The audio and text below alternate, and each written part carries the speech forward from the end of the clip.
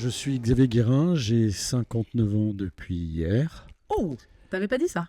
Joyeux anniversaire. Merci. J'ai toujours avancé un peu à l'instinct et à l'opportunité et à la rencontre. Quand j'étais petit, je voulais être photographe reporter. Waouh, pourquoi? J'étais passionné de photos.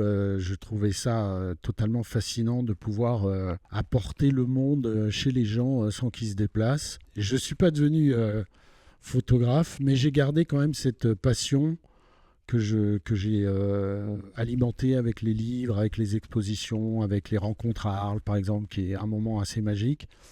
Et je trouve que la photo est intéressante parce qu'elle elle permet de faire, à travers les émotions, passer des messages parfois mieux qu'un texte ou un commentaire. Je pratique, je suis sous une identité secrète sur Instagram. C'est vrai. Je partage mes photos que je trouve les plus intéressantes. Je trouve les jeunes entrepreneurs aujourd'hui absolument incroyables. Il y a une énergie, il y a une vision, il y a une mission. En tout cas, ceux que j'accompagne moi au quotidien, ils apportent quelque chose d'assez remarquable que j'ai envie de soutenir. Et je pense, comme tu le dis, il n'y a rien qui remplace notre expérience.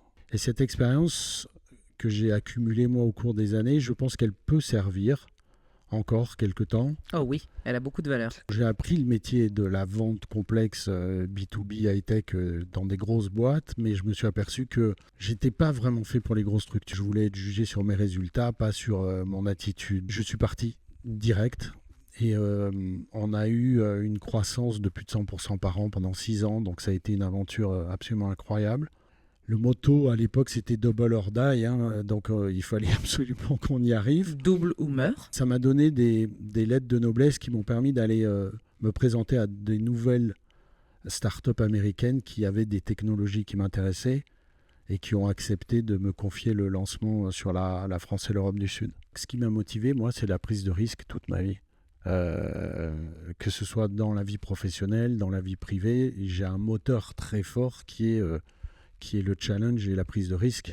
Comme je ne suis pas un très grand sportif, malheureusement, il fallait que je trouve un endroit où je pouvais satisfaire ce besoin de risque, et c'est dans mon activité professionnelle. Jusqu'à créer mon entreprise aussi à un moment donné, qui a été sûrement la partie la plus risquée. Tu m'as dit à 4 reprises, il y a des personnes qui m'ont suivi dans les différentes aventures. Moi, j'ai jamais entendu ça avant, Xavier. Ça veut dire que c'est une marque de confiance énorme. On était très complémentaires. C'est lui qui trouvait les entreprises qui étaient à la pointe des offres avec des projets très disruptifs. Nous, ce qui nous intéressait, c'est d'être les premiers à évangéliser autour d'une technologie. Lui, il trouvait l'entreprise et moi, j'arrivais à les convaincre de nous faire confiance. On démarrait à 2. J'ai des avant-ventes qui ont suivi. J'ai une directrice marketing aussi qui a suivi. Je pense qu'on arrivait à créer une sorte d'état d'esprit à la fois work hard, play hard. Il ne faut pas se prendre au sérieux. Il n'y aura aucun survivant. Et j'aime beaucoup cette phrase parce qu'effectivement, on peut être très professionnel, mais tout en gardant en vision que les besoins de chacun, ce n'est pas uniquement le salaire ou la reconnaissance financière, mais c'est des besoins qu'on doit satisfaire d'appartenance, d'être bien dans un groupe, de se réaliser, la fameuse pyramide de Maslow. Et pour monter en haut de la pyramide, il faut donner un petit peu plus de temps que juste faire un chèque tous les mois. Et ça, je pense que j'arrivais à bien le faire. Ce que j'ai compris très vite, c'est qu'on a 2 types de besoins. Les besoins extrinsèques qui sont le salaire, la reconnaissance de son travail à travers tous les avantages. Et puis les fameux besoins intrinsèques qui sont différents selon chacun. Et si on arrivait à bien comprendre les besoins intrinsèques de chacun, on pouvait les satisfaire.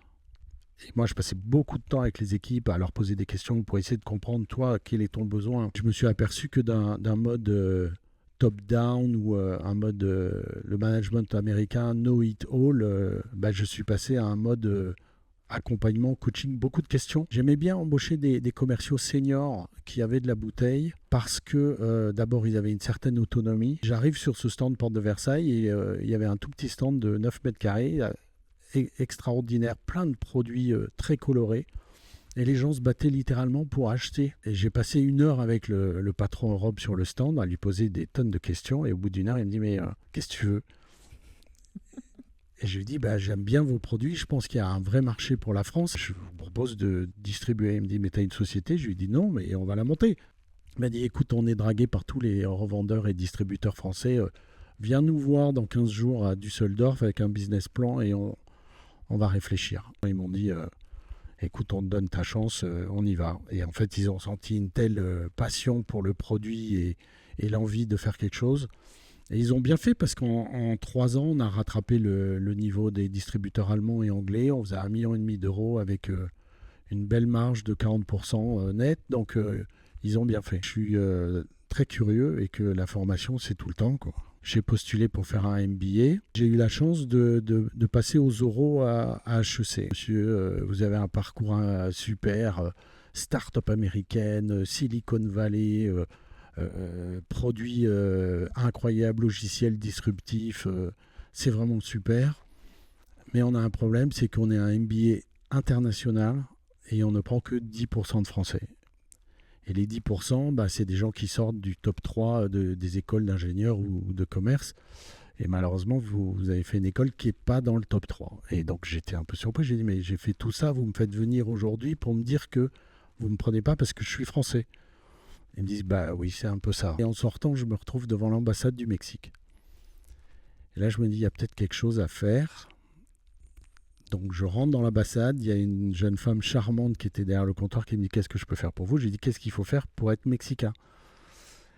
Et elle me dit, ah bon, mais vous voulez être mexicain, mais pourquoi? J'ai dit, je suis né au Mexique, est-ce que c'est possible? Elle m'a dit, vous avez des papiers? J'ai dit, j'ai le certificat de naissance d'origine, c'est le seul document que j'ai. Est-ce que ça suffit? Elle m'a dit, oui, très bien. 15 jours après, je retourne sur le campus en disant, je suis mexicain. Et merci HEC, ils m'ont intégré dans la promotion et on était 2 Mexicains, dont moi qui ne parle pas espagnol. 90% d'étrangers, donc on a travaillé dans mon groupe. Moi, j'avais un Indien, une personne qui venait de Roumanie, un Argentin.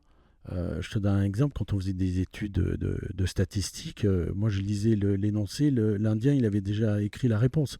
C'était une brute incroyable. Donc j'ai appris énormément au contact de ces gens-là, qui sont devenus des amis, qu'on revoit régulièrement. C'est un réseau très intéressant de gens extrêmement ouverts, extrêmement curieux.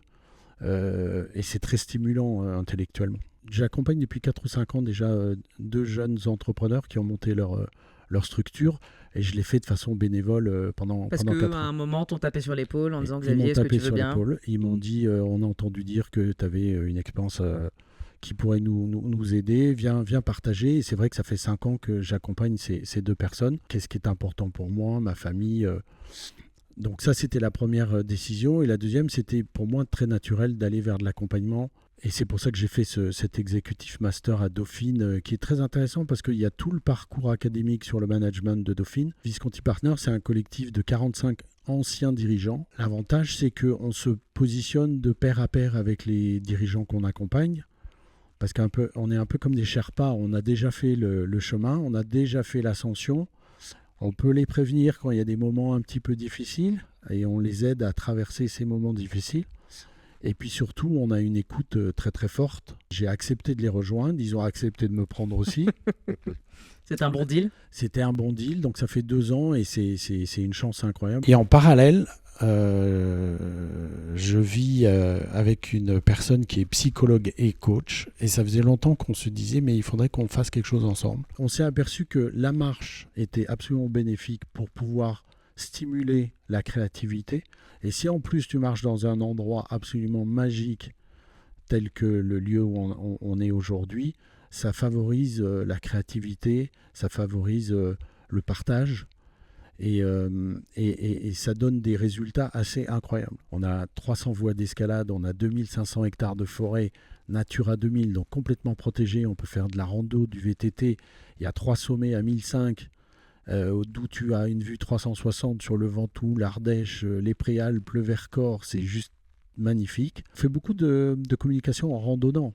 On va faire travailler les gens sur la communication en marchant dans la forêt, dans un environnement qui est tout à fait propice à la réflexion et au partage. J'ai gagné 1 an en 3 jours en venant chez toi. Merci d'avoir suivi cet épisode de Noldi is Trendy. Si ça vous a plu, dites-le nous sur YouTube. Abonnez-vous, likez, commentez et partagez. Ça fait toute la différence. Sur les plateformes de podcast, un abonnement et 5 étoiles, c'est le meilleur moyen de nous soutenir. Et surtout, rejoignez le mouvement. L'expérience n'a jamais été aussi tendance.